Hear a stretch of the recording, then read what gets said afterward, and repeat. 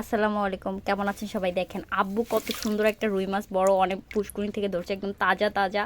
এখন এই পিসগুলোরে আমি একটা শুকনা এর মধ্যে উঠাবো, একদম তরতাজা মাছগুলো। পিসগুলো কত সুন্দর দেখছেন, পিসগুলো এক একটা।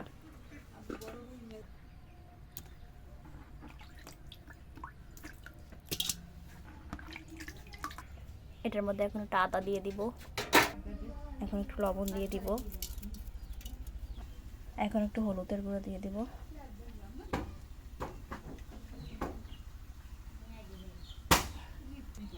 এখন ভালো মতো একটু মাখিয়ে নিব। মাখিয়ে নিলে সব একদম অ্যাডজাস্ট করতে হবে সব কিছুর সাথে, সব কিছুর জন্য একদম মশলাটা লাগে। মাখার পরে এখন কিছুক্ষণ রেখে দিব, তেল গরম করে এগুলো ভাজতে হবে আর কি।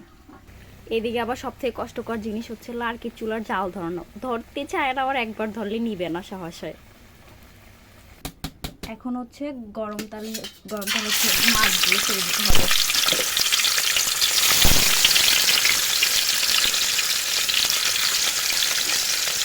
মাছগুলো দেখেন না, কোনো ভাজি উঠাইতে একটু হালকা ভাজি করে। আমাদের বাসা বাড়িতে মাছ ভাজি ছাড়া খেতে পারে না। মাছ ভাজা কমপ্লিট, এখন শুধু মাছগুলো ভুনা করব। কড়াইতে একটু তেল দিয়ে দিলাম মাছ ভুনার জন্য। পেঁয়াজ হালকা বাদামি হওয়ার পরে পানি দিয়ে যে আদা রসুন বাটা, হলুদ, মরিচের গুঁড়া, লবণ দিয়ে দিচ্ছি। ওটা ভিডিও করতে মনে নেই, করে বলে দিলাম এখন আর কি কী দিলাম এটার মধ্যে। কালারটা একটু দেখো, অবশেষে রুই মাছ ভুনা করা শেষ। কালো চিরাচ্ছে, জিরার গুঁড়া দিছে আম্মু উপরে, এই জন্য আর কি। এমনিতে কালারটা অনেক সুন্দর আসছে, অনেক মজা হয়েছে।